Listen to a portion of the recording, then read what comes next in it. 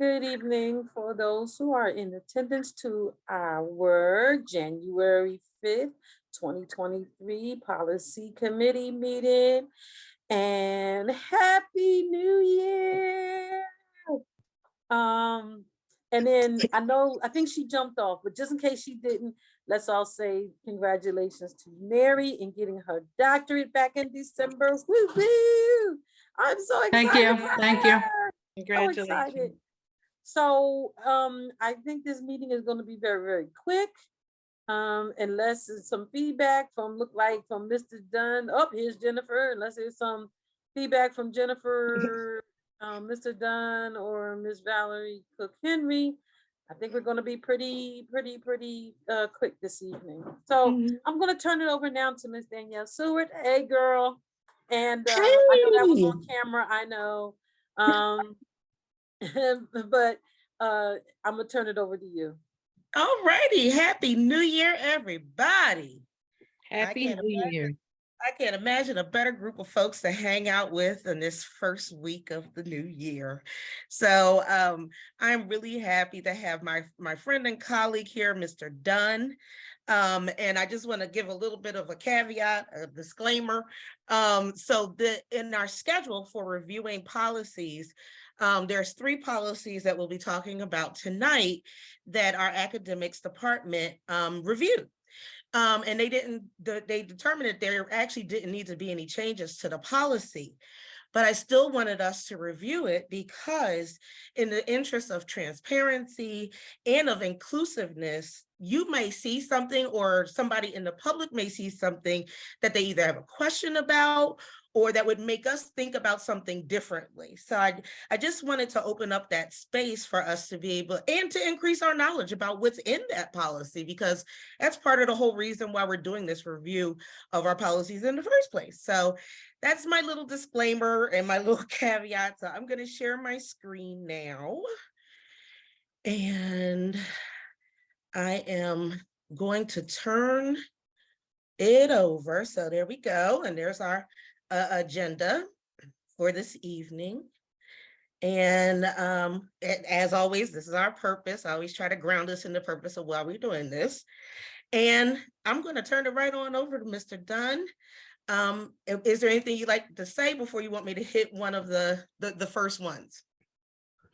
No, we're good to go. So I just wanted to just reiterate that the policies that we're reviewing tonight don't need any adjustments based on our current standard operating procedures. And so as Danielle has already explained, we just want to kind of go through these and unpack what they mean and maybe some of our more of like a layman's perspective to demystify some of those. What we're going to do tonight is just go through them one at a time, just so that you understand what they correlate to. So we'll start with policy 108. All right. All right, so the first policy relates to the adoption of textbooks. So, for example, our last course adoption was about 2 years ago or so, and we did mathematics and science. And this policy outlines what does that process look like. And essentially what it talks about is for textbooks that we're adopting that are new, that we want to have a consultation of the community in terms of the superintendent, administrative and professional staff. So if you think back to 2 years ago, we had an adoption committee and folks, whether it be teachers, principals, even a couple board members actually participated in that process to get feedback. We ultimately made a recommendation to the superintendent that passed it along to the board and it was voted on. So based on that, I think that structure works really well, and there aren't any recommendations that we're currently making for changes to this. That's all I have for 108. But this policy is pretty short too. So are there any questions or comments about this policy before I go to the next one? All righty, hearing none, I'm going to the next one. 109. I'm sorry. Wait, Jennifer does. Wait. I'm sorry. Sorry. Going back. Go ahead. So, this was interesting. And in preparation for tonight, I looked at Radnor School District's policy. And ours is actually more inclusive, but I think it is good to sort of look and see how other folks do it. And what's interesting to me is, I don't know if I would have known as a board member, it took a 2/3 vote for curriculum. I would have, probably assumed it was just, over 50. Majority. Yeah, but I thought that was interesting, and you can just Google Radnor or other school districts and see what they do here. But I actually think in this case, R108 is much broader than most, which was cool. Danielle, can you highlight that 2/3 vote? I Mhm. think most of our stuff does say majority vote versus 2/3, if my memory serves me correctly. I Are you think- suggesting we change it to majority? No. Okay. I mean, I'm not suggesting that, I'm just noting it. I wouldn't know enough. Other districts seem to have 2/3. Oh, But okay. I'm not so sure I would have known that. Mhm. Ms. You know Hopkins? me about other districts. I'm not the other district type person. That's just Yeah. me. Sometimes Um, they have more but lawyers than me. Yeah, but I think I want to maybe look at that 2/3 vote. So just highlight it and let's revisit that, because now if PSBA's thing say 2/3 vote, then I'm on it, but I like the majority. Wait a minute, can you go back up? What did I'm that say? sorry, I don't know what Because happened. I was literally adding something and all of a sudden something just popped Right, up. because the first line said the board shall by affirmative vote of a majority of the full board. And then down There here, we we're go. talking about 2/3 board. What about that? Yeah. Oh, wait a minute. Hold on. Yeah. Show says it should better. Okay. So I thought I read. Oh, yes, by an majority. I affirmative know it vote of wasn't majority. crazy. That's right. Okay. All righty. So we're So gonna we need to, add a we need note. to look at that again. So you and I look Mhm. through that again on a later note and Edit make sure that it is all aligned. to majority of the full board. So I'm adding literally the exact language that's at the top there for Mhm. consistency. Mm-hmm. Okie dokie. Cool. See, I knew y'all would see something that we didn't see. So, alrighty, that's great. Okay. Any other feedback, observations? No? Okie dokie. Seeing none. Okay, and then we're at 109 resource materials. Take it away, Mr. Dunn.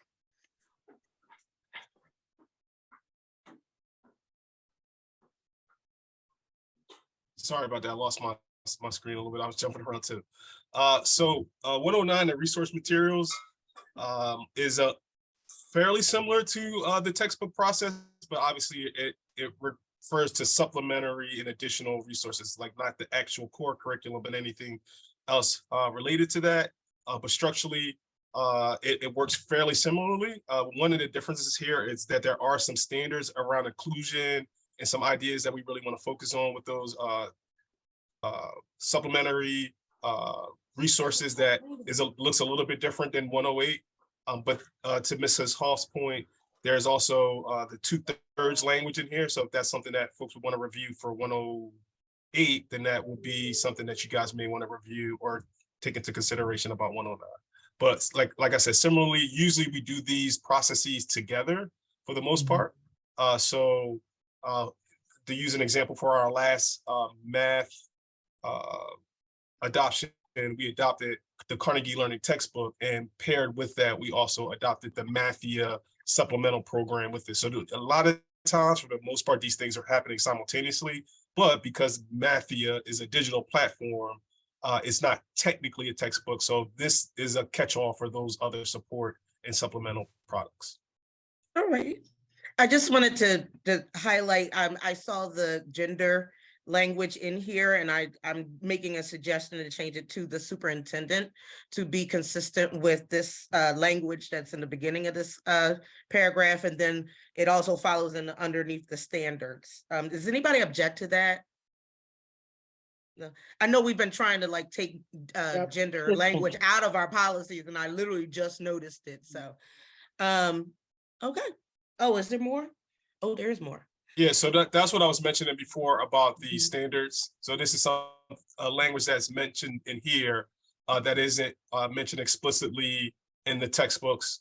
And have a lot of standards related to inclusion and just some of the content of those supplemental materials, because that would also incorporate things like novels and things like that, right? So there are some things there that are specifically referencing some policies related to those types of resources. Alrighty, does anybody have any questions, comments about this policy? Well- Yes, ma'am. I think we, again, looking at other districts, we did this is a very open, forward communication about these standards. And in other places, this is what they're going into court to fight. Yeah. Right? Not all places, luckily. Some states, it's been prevalent in the news, yes. Yeah. 10 miles away. But I wondered if we didn't want to add more specific language regarding Black history, you know, that more vigorously represents what we're trying to do here. So specifically around like standard 3, is that what you were referring to be more specific? I you know, I didn't really think where. Okay, gotcha. I just thought that we are always very firm in, you know, commending who we are, so we should continue in here. And even though I do agree with you that, Jennifer, and I know I'm on camera and y'all know I'm very frank. I don't want to beat that dead horse. I mean, we are very much so a diverse community. We don't have to be, I'm drawing a blank of the word I want to use. We don't have to be out there to say that, you know, we're going to do Black history, because we know we're going to do, because that's what we do. We know we celebrate the Jewish holiday because we know that's what we know as a diverse and very open school district that we don't really have to start listing. Maybe we add diversity, and I'm very open to you being as, you know, a zillion %. Because what I'm thinking is that the language being more open, because ethnic could mean anything. Right. And where if we may get ourselves kind of pigeonholed if we start listing different things, because somebody's going to come out the woodwork and say, well, what about us? You didn't put us in the policy. And that's fair. That's fair. That's fair. So maybe it's just the word. Right, because I'd like the language of the, you know, contribution to American heritage. Heritage, That yeah. is inclusive. That is a very inclusive Right, word. right. You know what I mean? And so we don't have to pigeonhole. That's the word I was looking for. There you go. Religious, ethnic, what and about- cultural groups. What if, Yeah. and I don't know the answer to this. I'm trying to Google, what's the difference between heritage and history? Heritage. History is the facts about things that events and things that happened in the past. Heritage is more Practices. like practices or cultural Values. Morals and values, right. things like that. Yeah, So which should that be? Should it be history and heritage? Now that's a good thing. Okay, heritage and history. I'm all for that. And Mr. Dunn, do you have any objection to that or any thoughts? I mean, this is your policy. So Yeah, I think heritage, history are fine. I think culture, maybe a all-encompassing word that takes into account history and heritage. So yeah, when I we think have about that in there. Yeah, culture is Yeah. there. Maybe diversity also. okay, Of a American diversity. contribution to Yeah. America's diverse heritage and history. That's Yeah, fine. I was actually going to put diversity beyond next to ethnic as another comma and do American heritage and history. Like I was adding diversity, although I'm not a huge fan of the word. Hold on. It's just something to think about. I'm not saying it has to be. I just when I read it, had that thought. In history. And this is me just wordsmithing, playing around with language. So don't pay me any mind. But if perhaps if we say contribution to America's diverse heritage and history, what do y'all think about that language? We can talk about it. What does everyone else think? I don't want to. Ethnic, I don't want to. many religious, ethnic, wait a minute. Wherever possible, materials shall represent the many religious, ethnic, and cultural groups. Maybe it should be inclusive. Maybe instead of represent. So then we're getting, so you're talking about inclusion, diversity. So you're expounding on there, but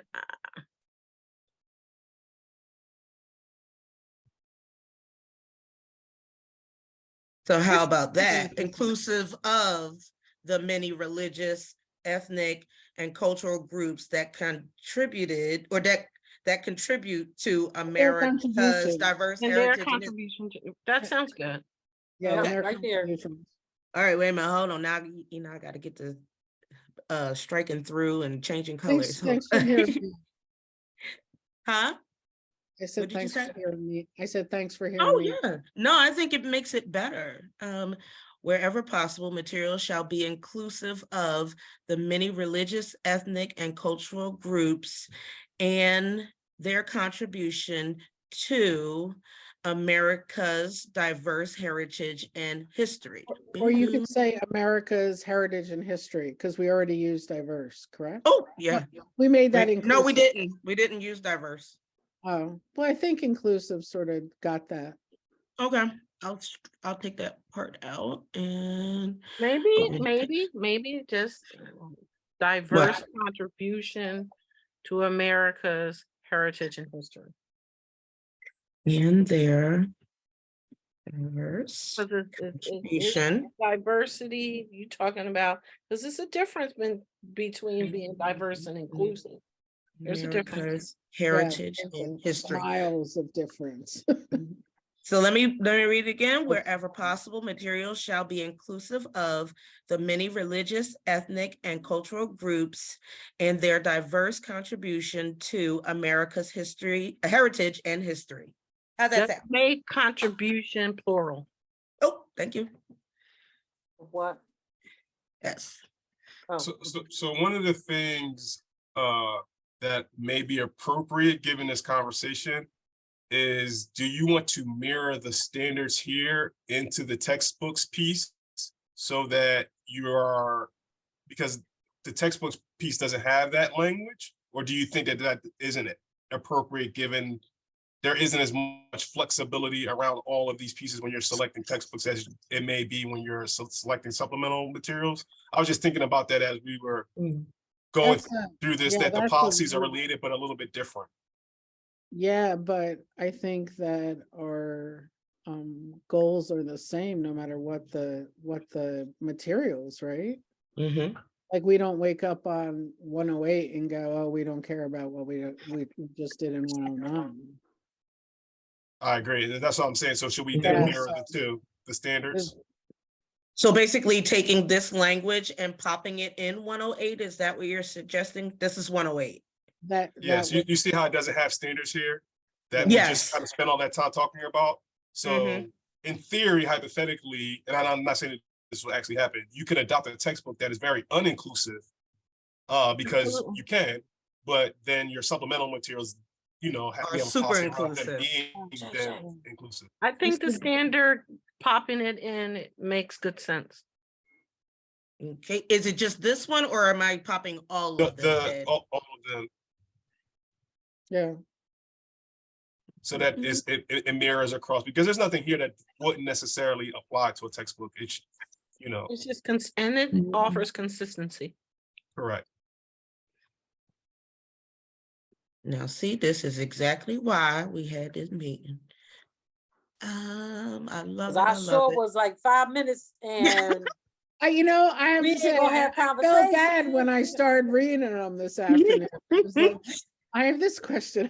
This felt is bad. literally why I had this meeting because I knew somebody else Oh, looking my. at this would look at it from a different lens. So, okay. All right, so I popped that in there. That's in blue because it's all new language for this policy. Right. And so in here, it's just I had to reflect the different changes to the language that was already in here. So Right. that's all done. All righty. Any other feedback on 108 or 109 before we go to the last one? All righty, hearing none. I am gonna pop back over here. Curriculum 105. I'll make it bigger so it's easy for everybody to see it. All right, Mr. Dunn, you have it.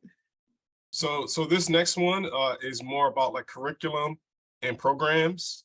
So where obviously like the textbook and the resources are like physical things, these are actually like how they're manifested and taught in the classroom. So this does look a little bit differently, understandably. And so similarly, there's still, obviously the definition and authority part, but instead of the standards, there is the guidelines around that, and some of the delegation of responsibility looks a little bit different. This is particularly relevant because of the work we're doing around secondary course pathway. There will be a lot of new quote unquote curriculum that we will be rolling out as a part of that process.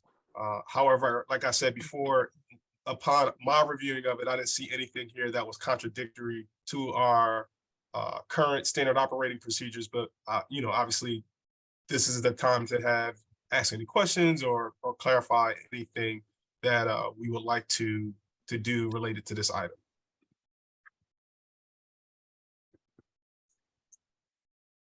Okay, yes, Ms. Hoff. Just from an operational standpoint, I almost Mhm. fell off my chair when I read 1 through 10. The first, Oh. the first 3 or 4, there are budgetary restrictions there. For instance, it mentions library and media. We know that those programs have suffered. Here we have a policy that calls on us to deliver those resources basically no matter what, right? There's no budgetary limitation phrase that, maybe 5, through 10 are legal, right? Which we understand. Mhm. Yeah, they're That's aligned to a pursuant by policy. law, right? But Mhm. 1 to 4, like I really, guidance counseling services for all students to assist in career and academic planning. Mhm. Like Mhm. that's just not a true statement for us. Actually, we do. No, We what do. I know, but like, Through Zello. We do it through Zello. We do right. it through. Well, we can, but I mean, this would seem to me that our libraries are out of compliance as per our policy, Mhm. right? I mean, Wait a and minute. I just want to be Human accountable. educational programs for all students with disabilities pursuant to law. Regular, I got that one. Language instruction. Yep, this is for English language learners. Right. Compulsory. Okay. Career awareness, vocational education. Right. And Pursuant to law. It's yeah. 1 to 4. Yeah, all of them have notations to the school Right. code. Yeah. Right. But it is interesting, and we should probably make a goal to get our libraries up to snuff. To meet that policy. Gotcha. I'm just changing gender language in here. Yeah, Don't pay that's me.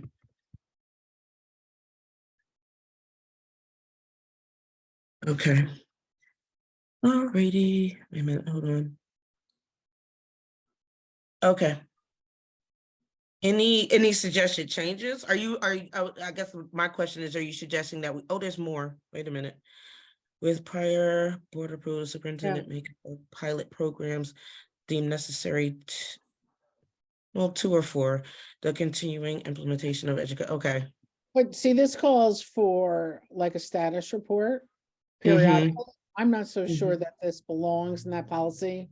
That seems like what's the opposite of the policy? Procedure Procedure, like that seems Mhm. more like a procedure. or a protocol, something like that. Yeah. Prior to board But I don't know approval, about, may pilot programs as deemed necessary to continue. In fact, okay. Superintendent shall report periodically. Yeah, it's procedural language. I mean, you can make the judgment call if you want it out or in. I mean, I think it's good for the board to know it's there, Mhm. but I don't know what best practice would be. It just seemed out of place to me. Yeah. Any There other are- thoughts on that? Best interest of district students. I'm just reading through the Google is suggesting different language, but I'm like, nope, I'm not changing it. Also, They're looking- some school districts, that, oh, I just lost it. Mhm. Oh, in their policies, talk about, parental, opportunity to participate. Like they policy that. Just as a, Can you say more? Are you in terms of curriculum? they mention in their policy, Uh-huh. parents, community shall be able to participate in curriculum review. Like and I'm not saying that we have to, it just happens in other places.